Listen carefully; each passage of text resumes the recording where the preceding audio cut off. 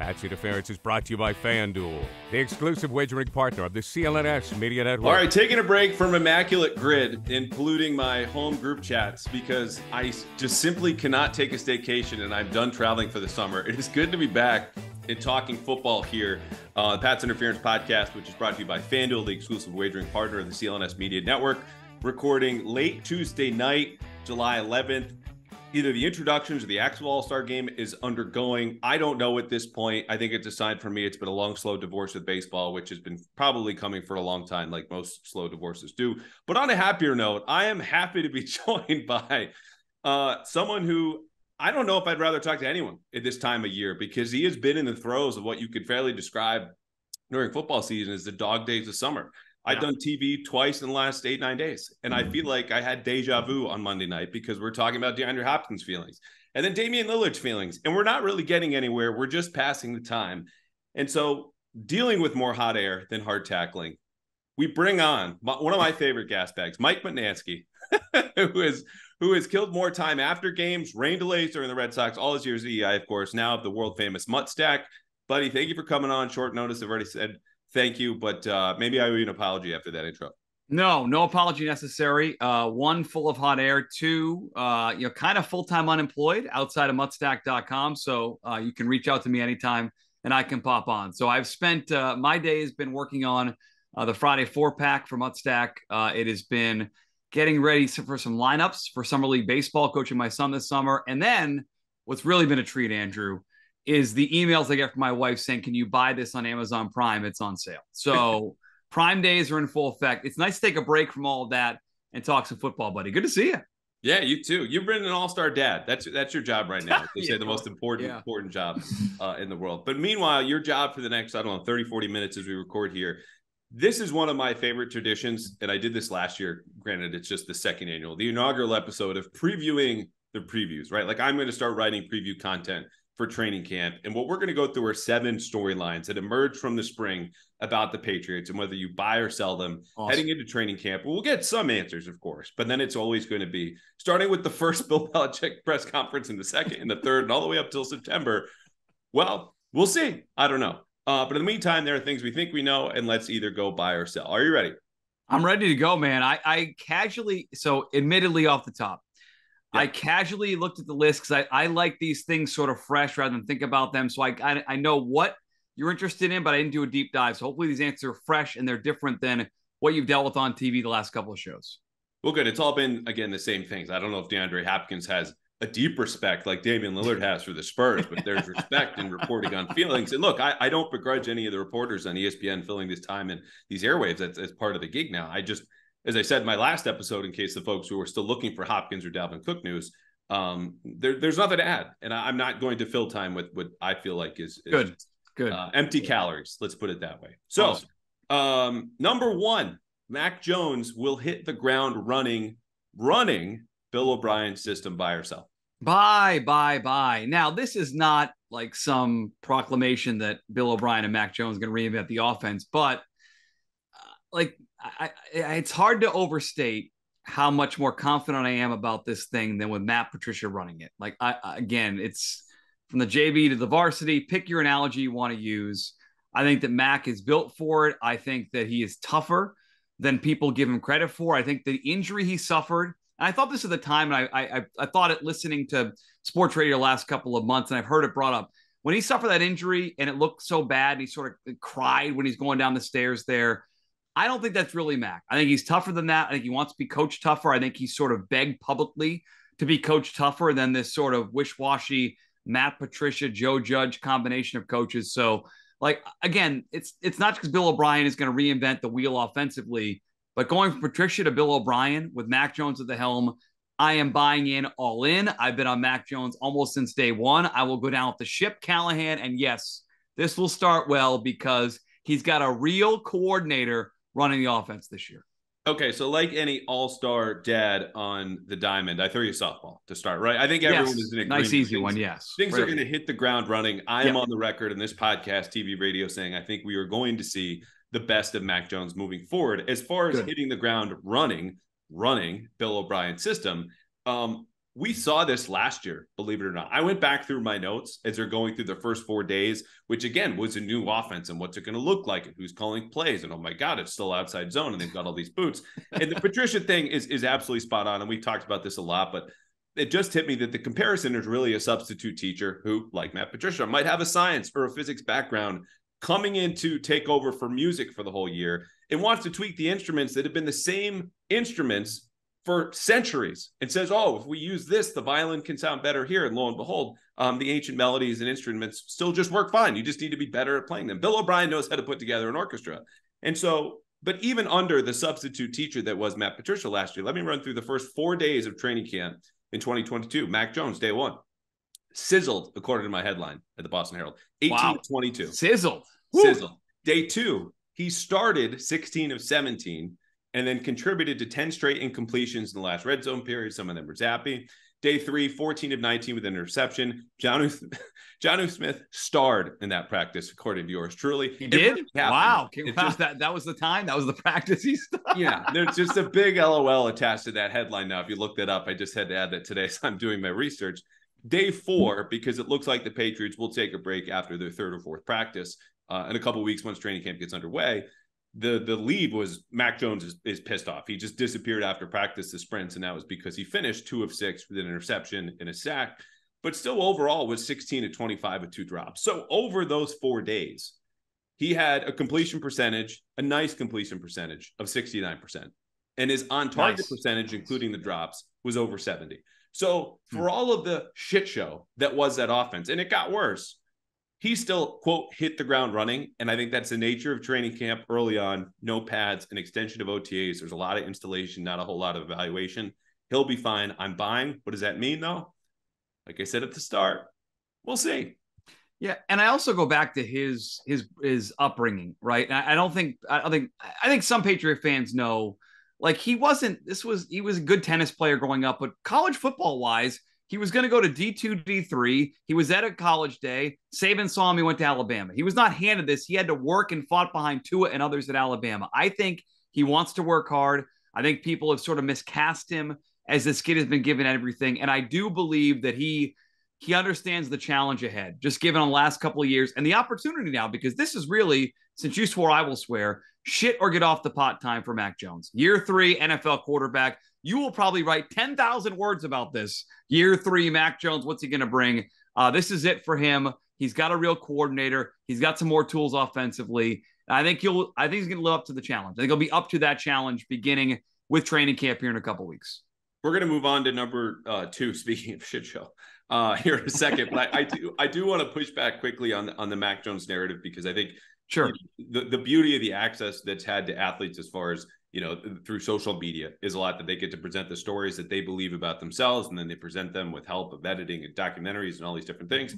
Mac Jones is a self-made man. He absolutely works his ass off. Talk to anyone who was with him in high school, as I've done, in college, in the pros. But he had an offer, and I can't remember the school for the life of me, but it was about Vanderbilt. Who's a 3-star kid, okay, born into a family where his mother and father are partners in the same law firm. Like, he's had a lot of advantages. But I will agree with the part that with the opportunities he's had, yeah, he's made the most of it. Hold on. Now I'll push back for a second. Vanderbilt is, that's the one SEC game I've been to, and I can tell you it didn't feel like an SEC. Not D2, D3, like the guy it's Vanderbilt. It's not really in the SEC. It's fake SEC. Come on. Anyway, he decommitted on that day at Alabama, and then Smart move. And it did, and obviously worked out for him, and he'll be set for life based on the first contract he got in the NFL, and we'll see about that second one. The second point here, storyline, buy or sell. Rhamondre Stevenson will build off of last year, as he is now the clear-cut RB1. Yeah, this is where I'm terrible at this, because it's sort of, I guess, like... Come on, buy or sell. And you can't get to the register. I'm buying, but this is not my wife with Amazon Prime today. I'm buying because I have to, because I bought into this Bill O'Brien offensive scheme. Everything's going to be better with Bill O'Brien. And I think Rhamondre Stevenson is really good. You and I have had these conversations on the radio on your podcast now for 2 years. You and Andy Hart hate giving him credit for anything, but you guys were front and center in the Rhamondre Stevenson love years ago, telling us how great he looked in training camp. Now, Your comparison, I think, was yours Le'Veon Bell? Who'd you compare him to last year? I don't. Lev Bell? I don't think I said Bell. I think if I did, it was somebody really good. It was an awesome running back you compared him to. But that being said, he's talented. He's got a better offense, better coach. So yes, fine. But he did have a good year last year, and he's going to have a good year again this year. Great year. What's a great year for running back in the NFL? They're a dime a dozen, quite frankly. Okay, well, if you thought he had a great year, and he did, I think he was top 10 in terms of yards from scrimmage, which came out to 1,461. He had 6 touchdowns on 16 and a half touches. He'll go over that. He's going over that. Rushed for just over 1,210. He had 69 catches on 88 targets, 421 yards, and 1 touchdown. Also had 4 fumbles. So he did all of this. You could say, he will definitely build upon it because Damian Harris was the starter, and Damian Harris ceded to him, and then he was the only guy that they could trust, whether you're Mac Jones or Matt Patricia. So he got the ball and played a higher snap count than anyone. What I would say is they don't want to wear him down like they did last year. And so I would sell this in the sense that I think his snap counts are going to come down. I think he'll finish with close to the same numbers because you don't want to feature him in that way.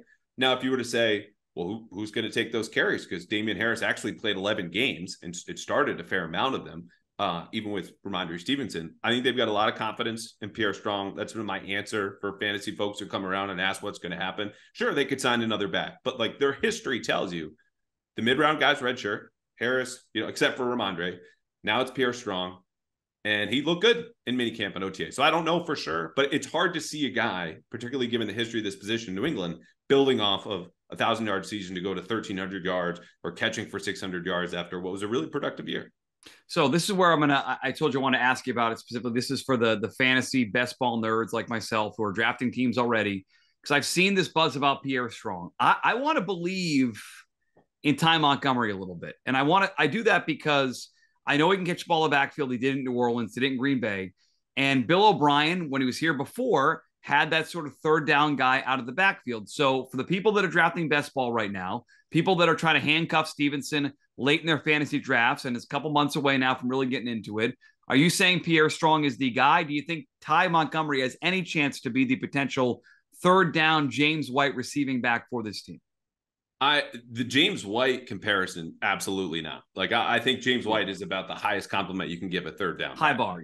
Yeah. Yeah. So, and I'm not even knocking the question based on technicality. You can't call up James White. Like, we can't call any quarterback in New England Tom Brady, even if he's particularly accurate, because you said Tom Brady. It's more the sense of Ty Montgomery is a declining player. He had a very small market when the Patriots got him. I think he appealed to them because of his special teams value, not necessarily his role in this offense. And last year, the fact that he offered such stability and consistency, even if there's not much after the catch, he scored the first touchdown, then got hurt. But he's not explosive. He doesn't make people miss. He is rocked up as all hell. I would love to be half as in shape as Ty Montgomery is. He looks bigger and stronger than we last saw him. Wow. But from what is he going to do with the ball in his hands? Is he a home run threat? Can he create on his own? Because that's what this running back group is going to have to do. All of those things swing in the favor of not only a younger Pierre Strong, but a player who's ascending and growing and becoming the best version of himself. I think we've already seen that version of Ty Montgomery. It could very well be possible that the Patriots give more carries or looks to Ty Montgomery early in camp. I think it would be a mistake because if Pierre Strong is holding onto the ball and knows where to look in pass protection, this shouldn't be close. That said, Ty Montgomery was getting a lot of looks at slot receiver and OTAs and minicamp, but we know that position is stacked partly because of not only just JuJu Smith-Schuster, but Mike Gesicki. So long story short, ride with Pierre Strong, and if it goes wrong, just yell at me on Twitter. Or no, so you're drafting Stevenson, handcuff Pierre Strong. What's question number 3? Hey, you. Yes, you.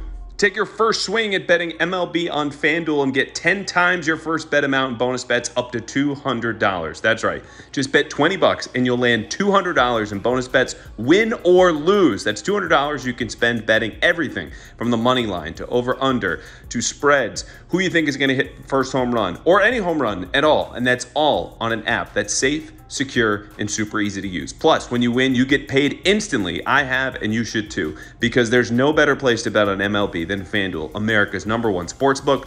Sign up today and visit FanDuel.com/Boston to get up to $200 in bonus bets. That's FanDuel.com/Boston. FanDuel, the official partner of Major League Baseball.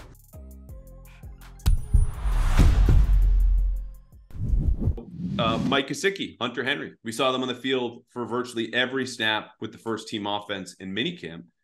Storyline number 3, buy or sell. The Patriots are building towards a new 2 tight end offense under old friend Bill O'Brien. And this sort of ties back to the question we're not going to really talk about today. And I'm sick of hearing about it, the DeAndre Hopkins thing. Like if they get Hopkins, then maybe it's less of a storyline. But given the talent offensively, it kind of feels like it. Now, this is where, again, I put the question back on you. I read different reports from minicamp. Some saying Gesicki played at tight end. Others saying basically played at wide receiver, had this connection with Mac Jones. So you tell me, were they using him a la Aaron Hernandez, sort of splitting him out? Was he a natural tight end? Because I know they like Henry. Gesicki is ultra talented catching the football. I'm not sure about blocking. So how'd they use him a couple weeks ago? Their training camp, or not training camp, minicamp. So Mike Gesicki, for much like every year that he was in Miami, except for his rookie season, was detached from the formation. More than half of his snaps came from the slot, or maybe he was out at the X in certain 3x1s, and he was isolated. But they're not sticking him in the traditional Y inline tight end. You're going to block. You're being an extension of the offensive line. That's not happening, and that's not why they signed him. They're going to use him in the way that Miami did before. Honestly, Mike McDaniel got there because Mike McDaniel and his offense wants that Y tight end. So this, where you could kind of get into a gray area. By the way, I'm selling on this. I don't think this will be an offense that runs through Hunter Henry and Mike Gesicki. Sidebar and Hunter Henry. Buy. If we're playing that game with these players here, because the question for the coaching staff is ultimately going to be this. And if you signed DeAndre Hopkins, which is a great point, because that bumps DeAndre or JuJu Smith-Schuster to your wide receiver 2 and Devontae Parker to wide receiver 3, you're going to play those guys over Mike Gesicki, I think, most of the time. Yes. But if Hopkins is not here, it goes JuJu, Parker, who, again, I think they like more than you do at home. If you don't like him, I'm just telling you how they're processing. Then do you pick Mike Gesicki or Kendrick Bourne or Tyquan Thornton to fill out that 5th skill position player spot? Because they're going to play with one back, and Hunter Henry's there. And that's where they're going to go. Last year, they tried to split the difference. You remember the little Jordan Humphrey experiment? I mean, I tried to forget it, but thanks for bringing it up. Yes. Yep. And so he fit the mold of, okay, we'll be 11 personnel. We'll have him play as a receiver, but then we're really 12 because he's a big receiver and he'll block. Mike Gesicki is the same thing. He is just a big receiver at 6'6" that has been called a tight end in college, now in the post, but he functions like a receiver. I don't think they're going to make that same mistake again. I think this is a smarter coaching staff that is going to go, the talent is the talent. And instead of dealing with the theoretical X's and O's, which are important, we're going to rest in the reality of our roster. So now, whether you're answering, so I'm going to answer the question, and I'll let you finish. Yeah. You're saying Gesicki's basically outside. Then I'm with you. I'm selling. It's not a 2 tight end offense. They're going to split him out and play him in the slot outside the formation. Absolutely. What I will say is, I don't think.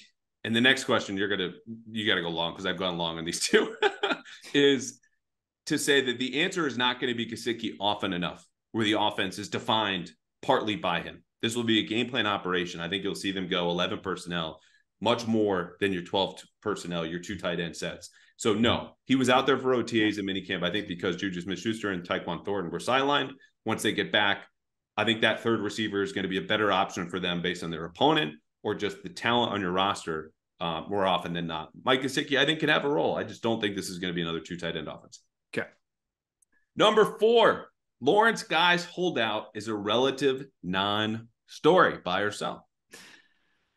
So I'm completely buying this because a guy's been in the league 13 years. He's been here 6 or 7.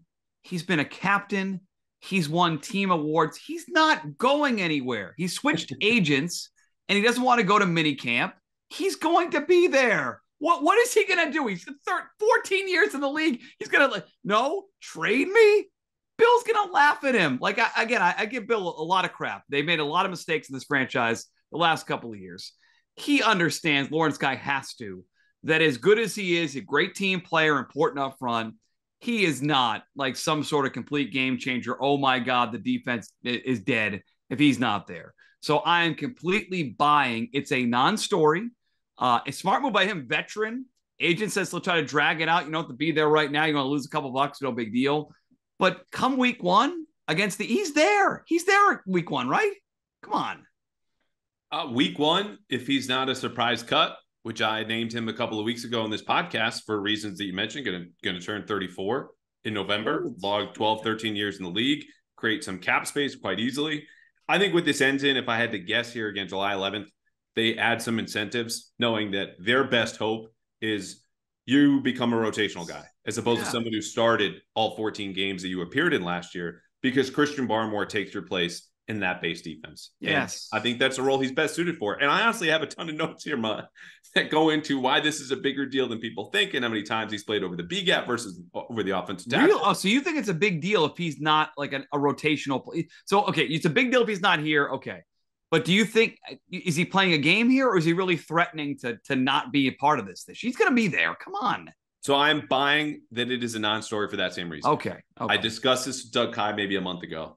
He just has no leverage. None. He's 34 years old. And there will be reasons, though, that they miss him. You know, for a team whose culture took a real hit and crumbled, and they try to fix it, and they bring in new coaches and different on board. Fair. You need someone to drive that. And even if you don't want to go with that type of argument, you know, his body type allows him to flex in and out of different defensive fronts, which are really important to them. Again, the different places he's played, but ultimately, where does he want to go? This is a guy who's been in the community, won the Ron Burton Award last year. He wants to be here. I think he will be here. If they played hardball with Stephon Gilmore, you're absolutely right. They'll play hardball with Lawrence Guy. Staying on defense, number 5, buy or sell. Multiple defensive rookies who were hotter this summer than any days, or hotter this spring than any day has been this summer. Christian Gonzalez, Keon White, Marte Mapu. At least 2 of them will make an instant impact. Buy or sell? Well, Christian Gonzalez definitely not, because one reporter said that he didn't show the makeup when he answered questions from the media in his first press conference there. I'm going to buy on this because of the talent of these players. Well, I have another question about the overall defense, but I'm going to buy that. I think this is a big year for Bill. I think it's a big year for the team. And I think it goes back to, last year, Bob Kraft saying you want to be a playoff team this year. They've sort of reset some things with this team. They brought in Bill O'Brien. I think it's sort of playoffs or bust. And Bill's going to play the best players available. It's going to mean rookies on defense, talented guys they drafted. So as far as the individual players go and the rookies you mentioned, I'm going to buy completely on these guys making an impact really from day one, because Bill's going to play the best guys, maybe more than ever, because there's no redshirt year. It's about winning this year. Best players win games. I'm buying on this question. So I'm going to take your reasoning and use it to sell. Because I like Marte Mapu a lot. I'm not ready to start stitching him a red jacket like it sounds like some of our brethren are, and I totally get it. I've seen him in person. I've seen him less because I missed OTAs for my wedding and honeymoon, but when I did see him at minicamp, very impressive. And he profiles as a guy who, even though he comes from a smaller school, can make an instant impact, grasp the playbook, has the necessary tools, can play multiple positions. Those guys find snaps. However, when you are 5th on the depth chart, I don't care how smart you are, how well you know the playbook, how instinctive you are. I don't know where his snaps are coming from. And that's where, of these 3 guys, I look at Christian Gonzalez, especially in light of the Jack Jones situation, and go, okay, he'll start. Now, am I ready to stitch him a red jacket again as someone are ready? No, I'm not. I want to see him play with the pads on. But Mapu, is he starting over Kyle Duggar? No. Is he playing over Adrian Phillips? No. If you want to argue for Jabril Peppers, I would tell you Peppers last year came off an ACL, played his best football down the stretch, former captain. He'll be there. I would say probably not. And then it's Jalen Mills, who's probably best suited of those 4 to play free safety, which is really the position you're replacing here in light of Devin McCourty retiring. Yeah. So I love Marte Mapu. I'm very excited to see him play. I just don't think we're going to see a ton of him early on. If we do, it's a great sign. Because that means one of those guys is probably expendable, and I don't know if they would trade them or what's going to happen, but it's a very good group. I just don't see him cracking. I only see one of these defensive rookies, Keon White. I haven't seen anything from him. He could crack in a sub-rusher role, but then you're dealing with Matt Judon, Christian Barmore, Dietrich Wise, Josh Uche, and Daniel Ekuale, who are ahead of you. And maybe leaps Ekuale. Like, he'll be your point is that Gonzalez is going to start and have an impact. The other 2 guys are role players. So that as a group, that doesn't count as that makes sense. I guess I assumed that Keon White would be more of an impact player based on, where they took him and what else was around him, especially if they're going to rotate players around and Lawrence Guy ends up holding out for any period of time. That might give Keon White more of a chance to be involved in training camp. But maybe you're right about that. Yeah, I just, based on the available information, I'm going to sell. Clear path to playing time is the big thing here for rookies. What's your opportunity in addition to your talent? If we can't say definitively what the talent is, looking at the opportunity, Christian Gonzalez is the only one of those 3 that I say instant impact. Now, look, I fueled number 6 as far as hype and storyline. Buy or sell? The Patriots look like a top 5 defense once again. No, this is a sell for me. It's a sell because I do have the questions for the individual talent. We'll see about Christian Gonzalez. We knew what Jack Jones was. At least initially, it's a drop off. We'll see if he's that same player. So a little bit of a downgrade there, cornerback. But then I look at some of the number stuff. Maybe I get too sucked into numbers, but like Warren Sharp in particular, was looking at this before we came on here. He does the strength of schedule. You know, and again, it's not perfect, but Warren Sharp has the Patriots, the toughest schedule in the NFL in 2023, by the way, by a pretty significant margin. They had the 10th toughest schedule a year ago, toughest schedule this year. They're going to face Aaron Rodgers in the division this year. They got Buffalo and Miami. Their schedule is tough. I have questions about maybe potentially the cornerback position long term. So I don't think maybe they're kind of sort of as good, but a tougher schedule will not be a top 5 defense this year. More balanced team this year, but the defense won't be top 5. I'm selling on the hype of this defense, which ironically, thinking back last couple of years, boy, they've been hyped up, Callahan. Like I remember our friend Tommy Curran, like 8 games in, is this the best Patriot defense ever? Turns out they had played absolutely nobody. So I'm selling on a top 5 Patriot defense in 2023. Good, but not great. So the schedule point is a great one. I've made it on this podcast before. In 2019 illustrates that perfectly, where they're 8. That was the year. They're creaming teams. And I'm making the point then that, like, okay, you could go small sample and they're playing bad teams. But when the strength of that sample is so strong, it's telling you this is different. This matters. Yep. Now, does it matter so much that it can overcome in that year's instance that you have no viable receivers aside from a hobbled Julian Edelman? No, they lost more games than they won down the stretch, and they got knocked out in the wild card round of Tom Brady's final season. But that defense still finished number 1. I look at this defense, which brought back virtually everybody except for Devin McCourty, and then added their first 3 picks to that side of the ball, and say yes. It will only show up in the advanced numbers that take into account the strength of schedule, which is the big point, because again, that's what boosted that 2019 defense. Time. Okay. That is the biggest goalpost move in the history of your podcast. That yes, there'll be a top 5 defense, but you got to be a nerd analytics dive deep to really see. You have to be here week 18 to find out why and how, as I dig up the numbers to verify my take from June, where I'm watching going, they're fast, they're multiple, they're explosive, they're vicious, they're going to be violent. But look, tell me I'm wrong. This is the defense that is built to play against modern offenses. We just they're fast in the secondary. They've got a bunch of guys at linebacker and safety that all look like a hybrid player. You mentioned GP Peppers before, like he moved. All these guys can move anywhere. So yes, they're built for it. But you got to be a super analytics guy to see how good they're going to be. Well, here's what that really is I'm telling you, and no one should be looking at these numbers, I think, in 2023 anyway, aside from just documenting, football historically. Don't give me total yards at the end of the season. Okay. We're grown-ups here. We're looking at points. How about points per game?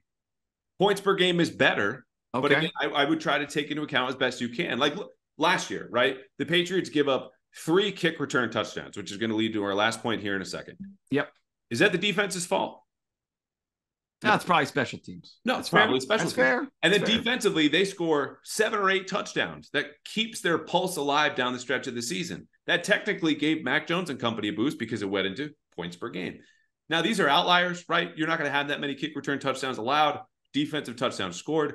But the point is that the contextualized stats, your DVOAs, your EPAs, I'm just telling you to look there. We can move on from the total yards. Okay. Anyway, so don't give me total yards when the Patriots end up 12. We'll check in on this. So we're going to go like EPA yards per. I get it. So it's the advanced stuff, football. Okay, I will take that. But I do love that you're saying yes, they'll be great. But if the main numbers that a lot of football fans look at don't say the numbers that I choose and tell you to look at, and if they're wrong, then I'm going to give you a different number. Look, I'm already on the record in June. It was probably a premature take. But the people I talked to and the football I saw there, again, no pads, a lot of things. I loved it. I think it's going to be good. It's going to be at least top 5 on defense. Yeah. We'll be there. Not to mention Marcus Jones. All right. Anyway, special teams. Buy or sell really quickly because no one wants to listen to more special teams talk. Buy or sell. The special teams, which allowed 3 kick return touchdowns, at least half or most in the entire league last season, they're cured. Joe Judge is back. We have a new kicker. There's a new punter. Chris Board from the Lions. Come on down. Core special teamer. Brendan Schooler, year 2. He's going to the Pro Bowl. Matthew Slater's back. What could go wrong? Buy or sell? Okay, I love Matthew Slater. He's the best Patriot interview on the radio. I will miss talking to him this fall. I'm going to submarine this. I apologize for doing this because I can't do special teams talk. Even now, I can't do it, to the point where I turned on my smart speaker and asked it to play one of the Boston sports radio stations. And I heard in the first 30 seconds, people don't get punting. It's not about just kicking, it's accuracy. And I said, please turn off. I can't do it. This was just yesterday. I can't do it. So I will ask you. I love Marcus Jones. I love watching him return kicks. I like that Joe Judge is away from the offense and focused on special teams. That can only be a good thing for the entire team.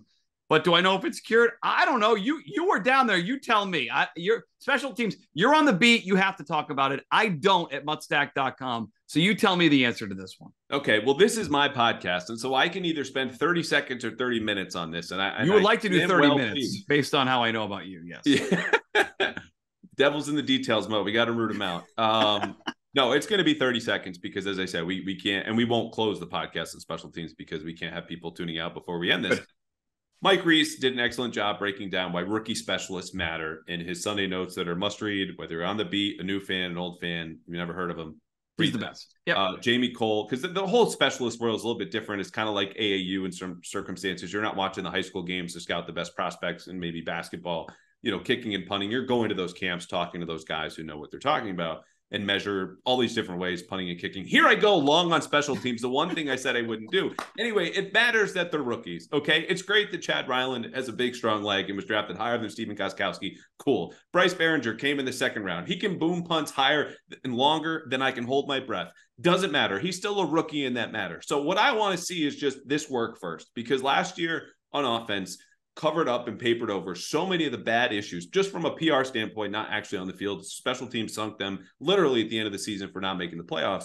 But offense covered so much of that because we were talking about the offense the whole time. We didn't talk about what ended up as the league's worst special teams. Yes, I think they'll bounce back. Yes, a top 10 finish like they had most of the time. Joe Judge was their special teams coordinator. Seems likely.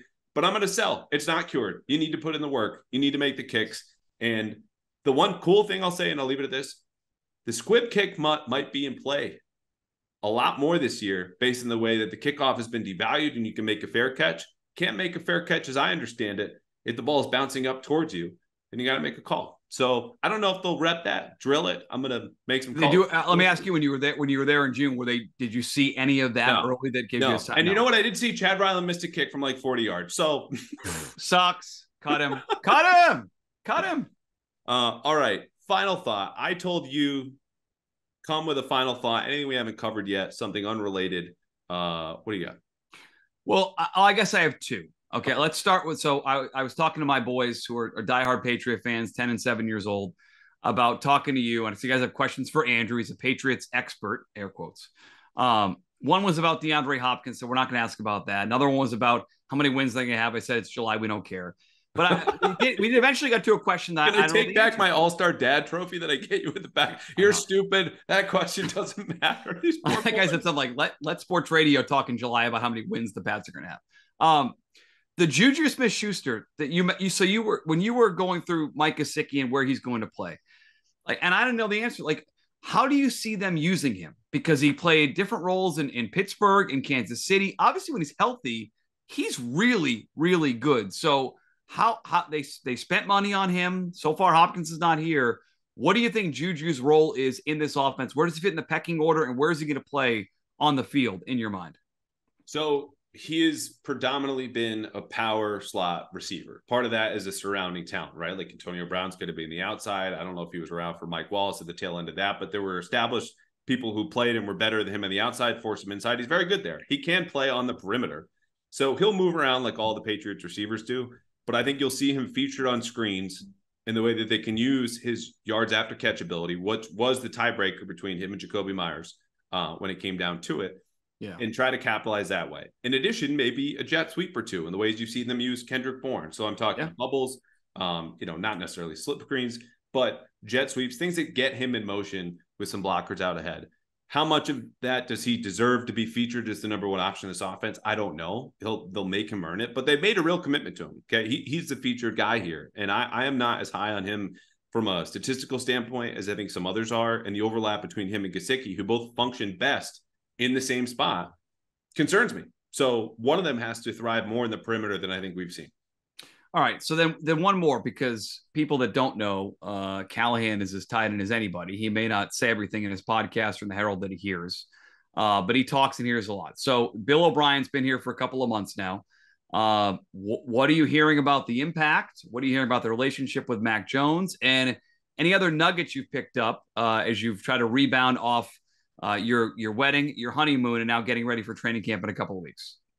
So I've been doing my best. Well, I said at the outset, I suck at staycations. So I have not texted anyone. This was going to be the end of this week, start of next week, start to prepare. But as far as Bill O'Brien goes, there's a sense of just calm and confidence, and not calm because he's speaking calmly in meetings. There have been blowups with Bill O'Brien. Real already? People, yeah, not blowups in the sense that are aberrations or abnormal for that type of work environment. Like sometimes I think we all need a good reminder. Working in the NFL is very different than any of us working in our own environment. It doesn't excuse any sort of abusive behavior, but yelling and screaming is acceptable in places where it's not.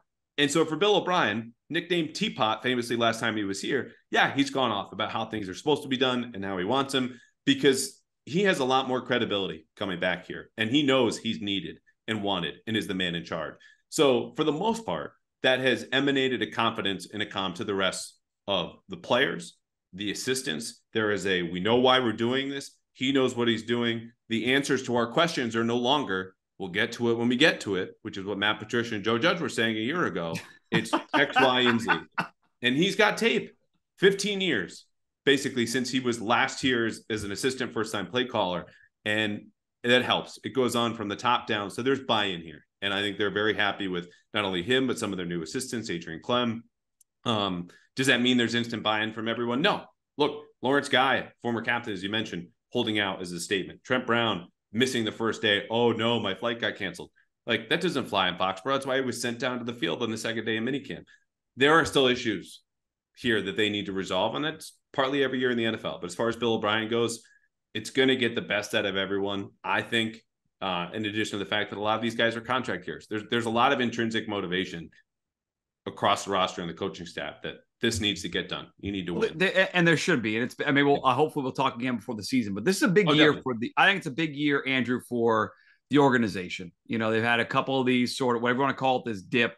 Mac Jones, year 3, real coordinator. I think the expectation should be, even in a tough division, a playoff team. This is more of an opinion because this is not insider information, but how big are they going to go for this Tom Brady thing against the Eagles when Brady comes back to celebrate him? How big is it going to be? As big as possible. You know, it's Robert Kraft is welcoming his prodigal son home. You know, that's what this is. Is Kim Kardashian going with him? God, I hope not. Can I just say that for Tom personally, for me having to write up some post that will do X of 10,000s of views just because it has Tom Brady and Kim Kardashian in the headline, and I hate every single second of that moment and every letter that I tap because it's attached to my byline. I hope not.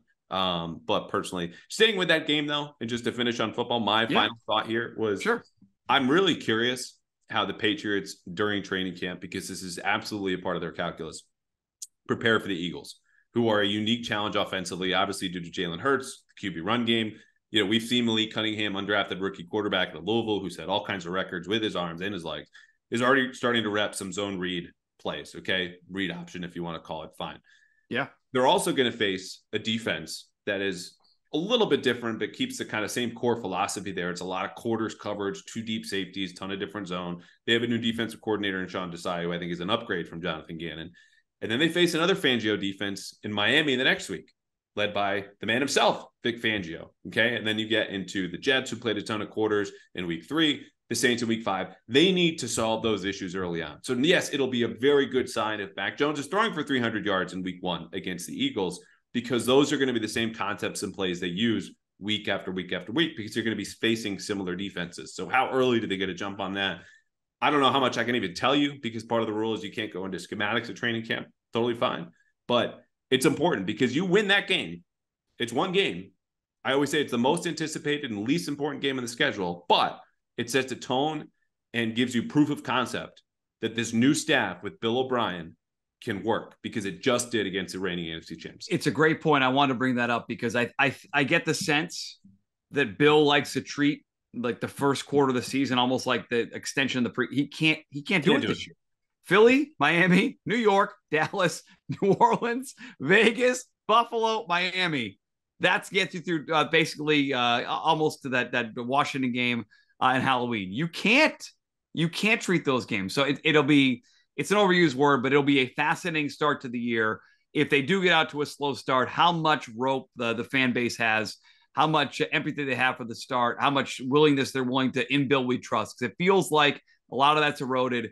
I cannot wait for this thing to start on September 10th. Can't wait. Me too. This is just going to be a much more fun season. Yes, it should be. It should be. Yeah. End of the day, end of the episode, end of the whatever is what this is largely, aside from being a gigantic business, is what this should be about. For me, for you, yes. For people listening, for people in those stands paying hundreds of, thousands of dollars sometimes. Yeah, $400 to get in for that Eagles game right now. You want to be in the building for that game? It's $400 just to get in the door. Well, they had the new largest video board outdoors in North America, Mutt. So if nothing else, you can go see Tom Brady's beautiful face. And was that Mason who was down there today? I think it's humongous. Yeah.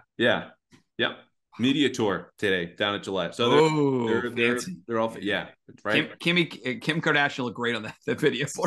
Stop! You cannot speak this into existence, let alone on my podcast, which is brought to you by FanDuel, the exclusive wagering partner of the CLNS Media Network. One last note, and I'll let you go. Great job by us not bringing up UConn once. You got the flag behind you for the folks at YouTube. National champ still, but we'll leave it at that. We don't want to annoy anybody. I'm enjoying the Andre Jackson highlights at now I'm bringing up UConn. So they're gonna win the whole thing again next year. So I'm looking forward to it, Andrew. And if you're interested in Boston sports and Saratoga, check out mutstack.com. And hopefully I'll be back at some point. We'll do some this win total. It's some betting stuff between now and opening day. Yeah, go to FanDuel. The people who support us, go support them. But before you do that, go to Mutstack. I am a subscriber. I learn something new every single Thursday or Friday when that drops into my inbox.